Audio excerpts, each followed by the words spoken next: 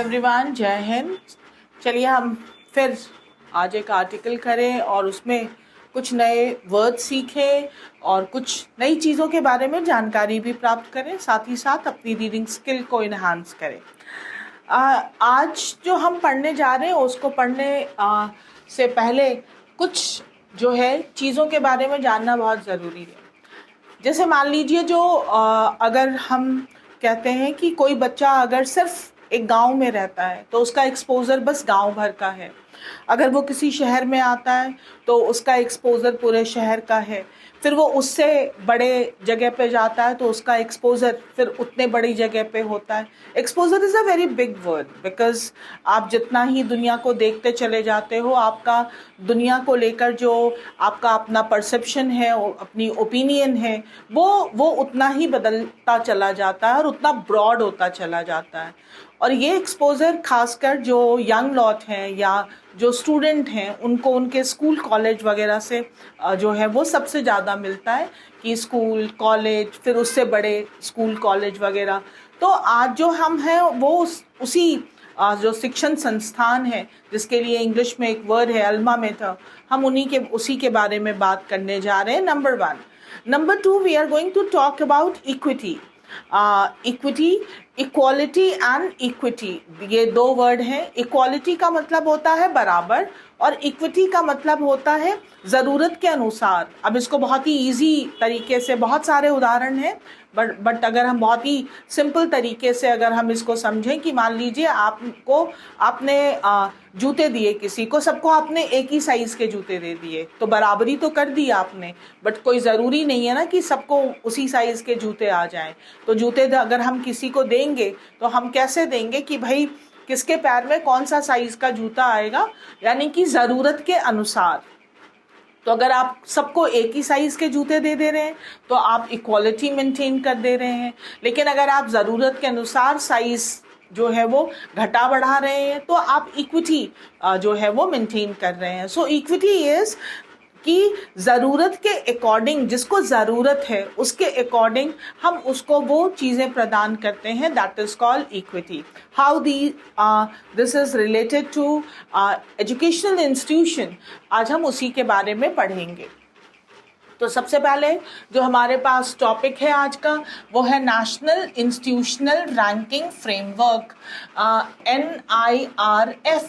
जो जो हमारे शैक्षिक संस्थान है, राष्ट्रीय शैक्षिक संस्थान, उनकी रैंकिंग का जो ढांचा है कि कैसे हम उनकी रैंकिंग डिसाइड करते हैं, जरा उसके बारे में देखें। पहले हम इसके बारे में जान लें।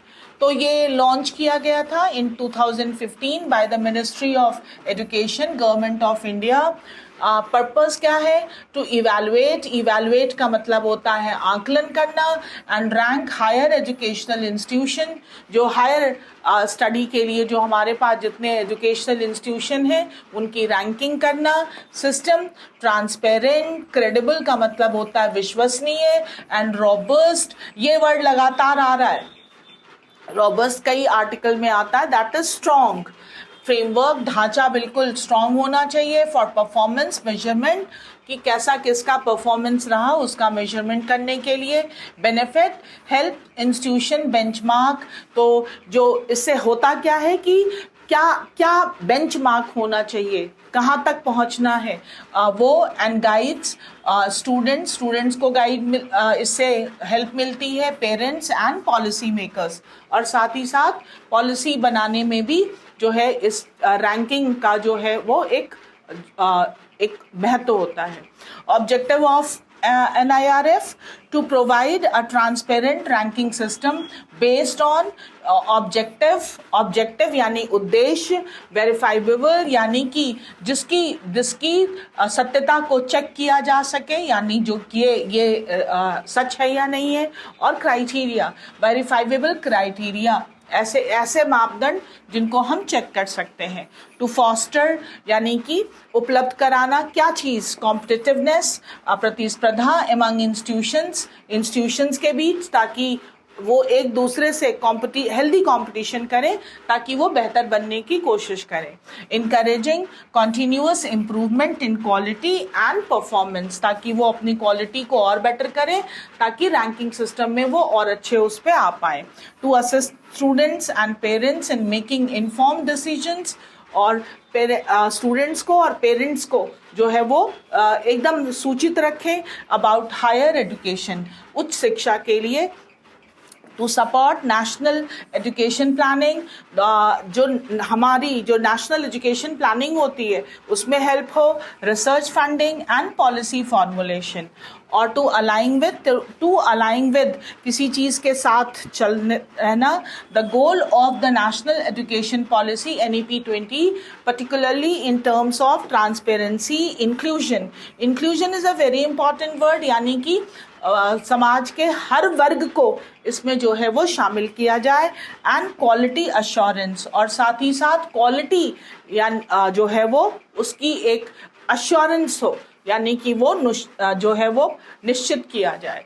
तो जो हायर एजुकेशन इंस्टीट्यूशन है वो आपस में जो है वो जो रैंकिंग सिस्टम के लिए, या रैंकिंग सिस्टम है इसीलिए एक हेल्दी कंपटीशन होता है जिससे कि स्टूडेंट्स को भी हेल्प मिलती है, पॉलिसी उसके अकॉर्डिंग बनाई जाती है। तो ये एक रैंकिंग सिस्टम है, दैट इज कॉल्ड NIRF। अब आज इससे रिलेटेड क्या न्यूज़ है उससे पहले हम कुछ वर्ड्स देख लें जो हम आर्टिकल में देखेंगे। और ये मैं पहले इसलिए करा देती हूँ ताकि जब हम पढ़ रहे हों तो अगर हमने पहले से ये वर्ड्स कर लिए हैं तो हमें पढ़ते वक्त हम थोड़ा सा इजी स्मूथ राइड रहेगी हमारी। You can do one thing like, पहले आप थोड़े वर्ड्स देख लिया करें, 2-4 मिनट रुक जाया करें ताकि वर्ड थोड़ा सिंक हो जाए, और फिर जो है आर्टिकल पढ़ना स्टार्ट किया करें। सबसे पहले आया है इंसेप्शन। इंसेप्शन का मतलब होता है जेनेसिस यानी कि उद्भव, किसी चीज़ की उत्पत्ति। The beginning of something, commencement या ओरिजिन। स्केप्टिसिज्म यानी कि डाउट अबाउट समथिंग, किसी चीज को लेकर संदेह होना। मिस्ट्रस्ट, सस्पिशन और डिसबिलीफ। प्रोन होने की ज्यादा संभावना। Likely to suffer from something. Suspectable, ये this is very important, suspectable, और ये अक्सर प्रेपोजिशन के लिए एग्जाम में पूछ लिया जाता है। सस्पेक्टेबल नहीं, सस्पेक्टेबल, दैट इज प्रोन होने की ज्यादा संभावना। वल्नरेबल यानी वीक है और इनमें होने की संभावना ज्यादा है। स्क्यू वर्ब की तरह, टू डिस्टॉर्ट और miss present result. Twist, mislead, किसी चीज को बिगाड़ देना, डिस्टॉर्ट कर देना। Conspicuous, very important word, conspicuous, जो आसानी से दिख जाए, क्लियरली विजिबल और नोटिसेबल। ओवियस, प्रोमिनेंट या एविडेंट, जो स्पष्ट हो, जो दिख रहा हो, क्लियर। फॉल शॉर्ट इन, कमी होना, to not meet expectations. Fail या अंडर परफॉर्म यानी जितना होना चाहिए उससे कम है। Egalitarian, to use something effectively for gain, utilize, capitalize on या exploit, किसी चीज को उसका पूर्ण यूज करना, that is egalitarian. And demographic, promoting equal rights, opportunities, democratic और fair. Demographic यानी कि जो एक बराबरी पर जब हम चलते हैं, that is called democratic या fair. तो ये वर्ड्स हैं जो अभी हम आर्टिकल में देखेंगे। अब जरा हम देखें कि आज का हमारा आर्टिकल है क्या। So let's see what is ranking pitfalls. Pitfall means कमियां, अलग अलग जगहों पर हम यूज करते हैं, जैसे हम कहते हैं glitch, that is problem, pitfall, ये अलग अलग जगहों पे हम अलग अलग वर्ड यूज करते हैं। यहाँ पर रैंकिंग पिटफॉल्स, इसमें क्या क्या अभी कमियां हैं। NIRF should help improve both quality and equity in higher education. जो NIRF है उसको इम्प्रूव करना चाहिए, दोनों ही चीज़ें, क्वालिटी भी और इक्विटी अभी हमने डिस्कस किया था। इक्विटी मीन्स ज़रूरत के अकॉर्डिंग सबको चीज़ें मुहैया कराना इन हायर एजुकेशन, उच्च शिक्षा में। इंडिया रैंकिंग IR, ये याद रखिएगा, IR 2025 based on the national institutional ranking framework, जिसको NIRF से हम संबोधित कर रहे हैं, हेल्ड फ्यू सरप्राइजेस। इसमें कुछ सरप्राइजेस हैं। एज इन प्रीवियस, जैसा कि पहले प्रीवियस ईयर्स में older public institutions with a history of, जो पुराने हमारे पब्लिक इंस्टीट्यूशंस हैं, यानी जो गवर्नमेंट के जो इंस्टीट्यूशंस हैं विद अ हिस्ट्री ऑफ, जिनका इतिहास रहा है एकेडमिक एक्सलेंस, जो पढ़ाई में उच्च रहे हैं, पहले भी डोमिनेटेड द टॉप स्पॉट, उन्होंने अभी भी जो टॉप पे है वही यही इंस्टीट्यूशंस हैं। जैसा कि पहले भी रहा है, पुराने जो इंस्टीट्यूशन गवर्नमेंट इंस्टीट्यूशन वो टॉप पे रहे हैं। और सिंस इट्स इंसेप्शन, जब से ये शुरू हुआ, सिंस इट्स इंसेप्शन, जब से ये शुरू हुआ इन 2016, द नंबर ऑफ जो संख्या है ऑफ पार्टिसिपेटिंग इंस्टीट्यूशंस हैज, जिनको भी थोड़ा ग्रामर में इंटरेस्ट हो वो यहाँ पर देख सकते हैं। द नंबर ऑफ ये ग्रामेटिकल पोर्शन में ये बहुत ही इंटरेस्टिंग एक सब्जेक्ट वर्ब एग्रीमेंट है। अ नंबर ऑफ और द नंबर ऑफ नाउन दोनों में प्लूरल रहता है, नाउन दोनों में ही प्लूरल होगा, अ में भी और द में भी, लेकिन द वाले में हम वर्ब सिंगुलर यूज करते हैं। यहाँ पर देख रहे हैं आप, द नंबर ऑफ जो पार्टिसिपेटिंग इंस्टीट्यूशंस, ये तो प्लूरल था लेकिन वर्ब सिंगुलर कर दिया।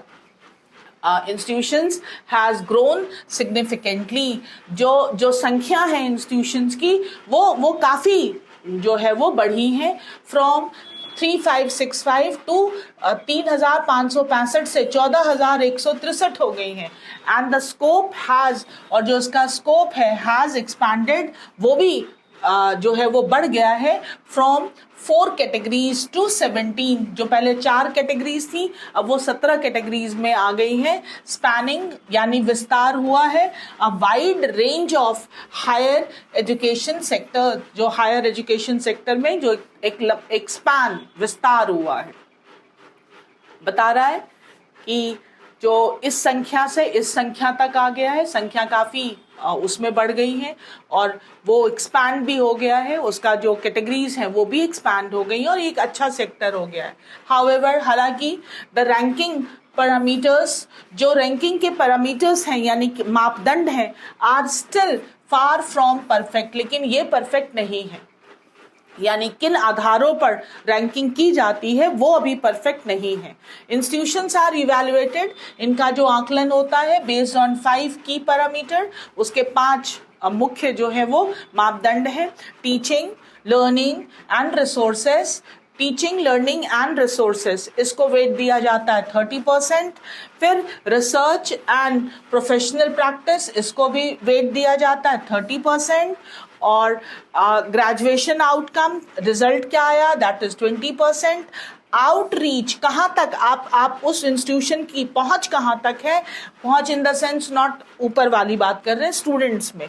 इंडिया में जैसे ही बोलिए आपकी पहुंच कहाँ तक है तो लोगों के दिमाग में एक ही बात आती है कि हम कितने आला लोगों को जानते हैं। यहाँ पर वो बात नहीं हो रही है, यहाँ पर वो कहाँ गांव के शहर के किस किस जगह तक, कोने तक पहुंच है। एंड इंक्लूसिविटी, यानी उसमें शामिल कितने इंक्लूजन जो है वो हैं। और OI, इसको कहेंगे OI, याद रखिएगा OI। एंड पीयर परसेप्शन, जो पीयर परसेप्शन यानी जो उसमें और भी जो हैं उनका क्या ओपिनियन है, परसेप्शन आप लेकर, दैट इज 10%। तो ये जो है मेन पैरामीटर्स है जो जिनके उस पर रैंकिंग की जाती है। Union education minister Dharmendra Pradhan is right, जो हमारे यूनियन एजुकेशन मिनिस्टर हैं, उन्होंने, प्रधान जी ने कहा, इज राइट, सही कहा, इन हिज स्केप्टिसिज्म, यानी अपना जो डाउट उन्होंने कहा किस चीज़ को, अबाउट द पीयर परसेप्शन, यानी कि जो और भी जो इंस्टीट्यूशंस हैं उनकी क्या ओपिनियन है perceptions parameter, as this is feedback, ये फीडबैक है गैदर्ड फ्रॉम, जो इकट्ठा किया जाता है फ्रॉम सब्जेक्ट एक्सपर्ट, जो सब्जेक्ट एक्सपर्ट्स होते हैं, एंड एम्प्लॉयर्स, और एम्प्लॉयर्स से। इट कैन बी सब्जेक्टिव, ये सब्जेक्टिव हो सकता है, एंड प्रोन टू, और इसमें जो है एक ज़्यादा जो है वो संभावना है कि प्रोन टू इन्फ्लुएंस, ये किसी के प्रभाव में हो सकता है, एंड प्रेजुडिस, यानी कि पहले से ही किसी के दिमाग में पहले से ही उस चीज़ को लेकर कोई पूर्वाग्रह या पूर्व धारणा हो सकती है। एज इट रिलाइज, क्योंकि ये जो रिलाई करता है मोर ऑन, अगर आप ग्रामर को भी ध्यान रखते हैं तो रिलाई के साथ ऑन प्रीपोजिशन लगता है, ध्यान रखिएगा। It relies more on an institution reputation. ये जो लोगों की जो ओपिनियन मांगी जाती है ये ज़्यादा डिपेंड करता है कि इंस्टीट्यूशन का रेपुटेशन कैसा है, दैन बजाय इसके कि इट्स एक्चुअल रिप्यूटेबिलिटी, कि उसकी वास्तव में क्या उसका रेपुटेशन है, उसकी बजाय जो हम लोगों ने पहले से क्या सुना हुआ है उस पर ज़्यादा डिपेंड करता है। Often to the disadvantage of, और इसका अक्सर जो डिसएडवांटेज होता है वो होता है सब अर्बन और state run higher education institution, खासकर डिसएडवांटेज ऑफ ये सब अर्बन जो थोड़ा बहुत बड़े शहरों में नहीं है, और स्टेट रन जो हायर एजुकेशन इंस्टीट्यूशन है उनको इसका डिसएडवांटेज होता है। As it accounts for 10% of the total weight, क्योंकि इसको 10% जो है वो टोटल वेट मिलता है। इट कैन स्क्यू रैंकिंग, ये रैंकिंग को स्क्यू मीन्स डिस्टॉर्ट, खराब कर सकता है। A review is thus necessary, इसीलिए इसकी समीक्षा करना बहुत ज़रूरी है। रिव्यू, क्योंकि अगर 10% वेटेज है और वो उसको अगर 10% रैंकिंग को बहुत बिगाड़ सकता है भाई, तो इसकी समीक्षा करना जो है वो, रिव्यू करना जो है वो ज़रूरी है। As with any global ranking, अगर हम ग्लोबल रैंकिंग में देखें, the NIRF has its own set of flaws, तो इसके अपने ही कुछ कमियां हैं, फ्लॉज हैं। देखिए अभी हमने पिटफॉल किया था, अभी एक और आ गया flaws. While it claims to rely on, हालांकि ये दावा करता है कि ये भरोसा करता है ऑन वेरीफाइबल मेट्रिक, जो भी जिनकी तुष्टि की जा सकती है ऐसे मापदंडों पर, एंड थर्ड पार्टी ऑडिट, और इसकी ऑडिट कोई थर्ड पार्टी करता है, of research. It depends heavily on bibliometric data, लेकिन ये bibliometric data पर निर्भर करता है, and self declared इनपुट्स, और जो कोई भी इंस्टीट्यूशन खुद अपना जो भी सेल्फ डिक्लेयर इनपुट देते हैं फ्रॉम इंस्टीट्यूशन से। Of concern is the treatment of the OI parameter, तो ये जो OI पैरामीटर था, अभी भी हम लोगों ने OI पैरामीटर के बारे में पढ़ा था, जो इंक्लूसिविटी की बात कर रहा है, आउटरीच की आउटरीच एंड इंक्लूसिविटी, इसको लेकर जो है वो इस पैरामीटर को लेकर कंसर्न है। The NIRF booklet on the IR focuses only on outcome related to regional and gender diversity. ये जो OI वाला है ये अभी तक जो करता है सिर्फ आउटकम की, रिजल्ट क्या आया, रिलेटेड टू किस चीज से, रीजनल, क्षेत्रीय और जेंडर डाइवर्सिटी को लेकर ही अभी जो है ये आउटरीच वाले पे काम करता है, या जो इंक्लूसिविटी है। इट कॉन्स्पिक्यूअसली, और ये बिल्कुल दृश्य मतलब एकदम क्लियर है, कॉन्स्पिक्यूअसली ओमिट्स, हटा देता है, डेटा ऑन स्टूडेंट्स, उन स्टूडेंट्स का who are economically and socially disadvantage, जो लोग सामाजिक या आर्थिक रूप से थोड़े डिसएडवांटेज ग्रुप में हैं, एंड विद डिसेबिलिटीज या डिसेबल हैं। Despite these factor each having, और इन सब के बावजूद भी जो इनका जो हैविंग 20% वेटेज विद इन, और लेकिन इनका जो वेटेज है वो है 20% with in the OI components पे। The fact that OI is not adequately prioritized is evident. OI को इतनी प्राथमिकता नहीं दी गई है, ये बिल्कुल एविडेंट है. Only Jawaharlal Nehru University and the All India Institute of Medical Science, सिर्फ ये जो JNU और एम्स जो है New Delhi, are among the top 10 institution, जो टॉप 10 इंस्टीट्यूशन में है विद OI स्कोर्स अबव 70, जो 70 से ऊपर स्कोर करते हैं. This is troubling. ये थोड़ा परेशान करने वाला है. As access to higher education remain, क्योंकि इससे ये पता चलता है कि जो हायर एजुकेशन जो अभी भी बरकरार है, रिस्ट्रिक्टेड सिम जो है वो रिस्ट्रिक्टेड है फॉर मार्जिनलाइज कम्युनिटी. अभी भी जो मार्जिनलाइज यानी पिछड़े हुए जो कम्युनिटीज हैं, वो अभी भी उनके लिए ये एक रिस्ट्रिक्टेड एरिया है. The NIRF must expand the scope of OI.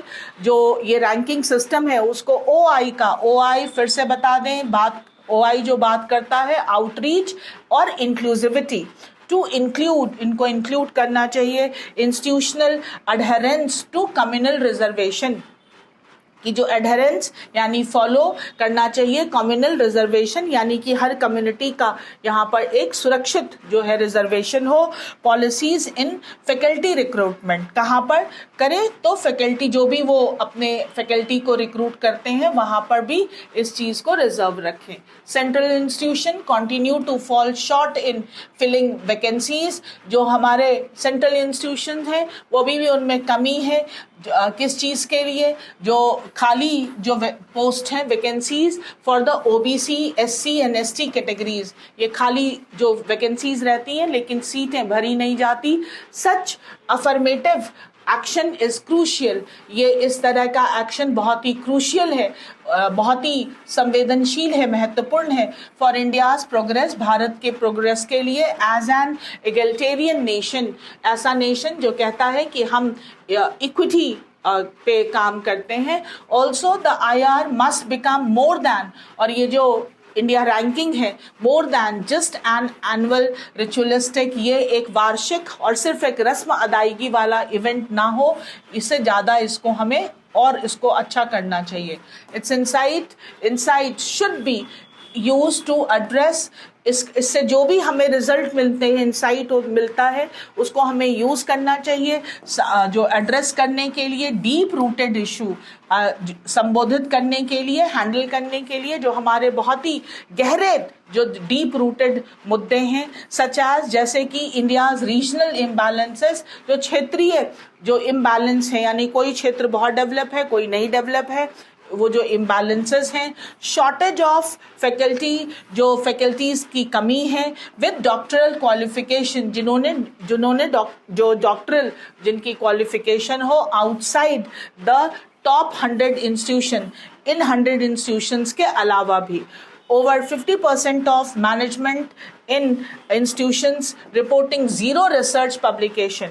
जो 58% से ज़्यादा जो हमारे मैनेजमेंट कॉलेजेस हैं, वो जो इंस्टीट्यूशंस हैं, उनमें ज़ीरो रिसर्च पब्लिकेशन होता है. And the need for legacy institution, जो लिगेसी यानी कि चली आ रही हैं एक हमारे धरोहर की तरह इंस्टीट्यूशन, टू मेंटोर वो मेंटोर करें इमर्जिंग वन जो आ रही हैं, जो पहले से ही जो एक लिगेसी जो हमारे जो एक धरोहर की तरह चली आ रही है, उन इंस्टीट्यूशन को थोड़ा गाइड करना चाहिए जो नई इंस्टीट्यूशंस आ रहे हैं. एबव ऑल, और इन सब के अलावा there must be action against, action होना चाहिए उन इंस्टीट्यूशंस के खिलाफ दैट सबमिट फॉल्स डाटा, जो गलत आंकड़े जो देते हैं विदाउट कोर्स करेक्शन, बिना एक सही रास्ते को अपनाए हुए. The NIRF risk becoming a mere ranking, तो ये जो एक रिस्क है कि ये सिर्फ बना रहेगा रैंकिंग प्लेटफॉर्म, एक रैंकिंग का प्लेटफॉर्म बना रहेगा दैट अलाउज प्राइवेट इंस्टीट्यूशन, जो प्राइवेट इंस्टीट्यूशन को अनुमति दे देगा टू डेवलप देमसेल्फ, कि वो अपने आप को डेवलप करते रहें एज ब्रांड, एक ब्रांड की तरह, डूइंग लिटिल टू इम्प्रूव, और वो कुछ नहीं करेंगे improve the overall quality and equity in higher education, लेकिन वो कुछ नहीं करेंगे अब जो क्वालिटी इम्प्रूव करने के लिए, और सबको ज़रूरत के अकॉर्डिंग जो ज़रूरतमंद है उनको भी शिक्षा प्रदान की जाए हायर एजुकेशन में।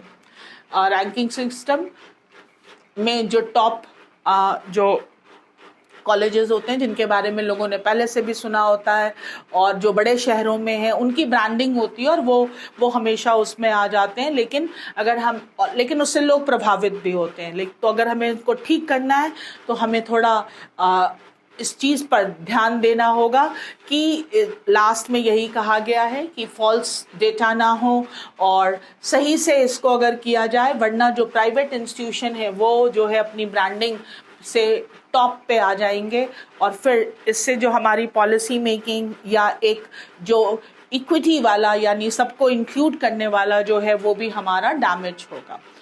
सो it's all about higher education. और उच्च शिक्षा बहुत ज़रूरी है, क्योंकि शिक्षा ही वो टूल है जो शायद एक इंसान को ऑप्टिमम लाइफ जो है वो जीने में हेल्प करता है। तो पढ़ लीजिएगा आर्टिकल। अब हम फटाफट ज़रा क्वेश्चन देखें। अगर आपको आर्टिकल समझ में आ गया है तो फिर हम क्वेश्चन भी बड़ी आसानी से कर लेंगे।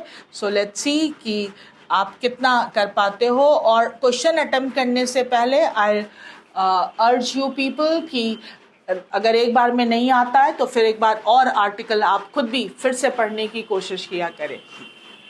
पहला क्वेश्चन पूछा है, विच हिडन कंसर्न, कौन सी छुपी हुई चिंता about higher education equity does the article point out. जो एक छुपी हुई चिंता हायर एजुकेशन में इक्विटी को लेकर क्या दर्शाया है इस आर्टिकल में, कि ranking fail to reflect challenges of student from disadvantage group, central universities are excluded from the evaluation, ये तो बात की नहीं है। Graduate employability is not given any weight in ranking, इस आर्टिकल में उसकी बात नहीं की गई है। The ranking system discourages research collaboration abroad, इसकी भी बात नहीं की गई है। आंसर इज फर्स्ट, कि ranking fail to reflect challenges of student from, जो डिसएडवांटेज ग्रुप के जो बच्चे होते हैं उनको इसमें जो है वो इंक्लूड जो है वो नहीं किया गया है, वो रिफ्लेक्ट नहीं होता है। Why is the peer perception parameter considered problematic? ये जो peer perception है इस मापदंड को क्यों एक प्रॉब्लम की तरह रैंकिंग में लिया गया है। It can be manipulated by media influence, media की बात इसमें नहीं की गई थी। It favors private universities disproportionately, ये डिसप्रपोर्शनेटली फेवर करता है, अभी थोड़ा देख लें। It undermine the importance of research funding, no it depends more on reputation than measurable performance, answer should be D. ये रेपुटेशन पे ज़्यादा डिपेंड करता है बजाय कि जो वाकई में जो मेजरेबल परफॉर्मेंस होने चाहिए।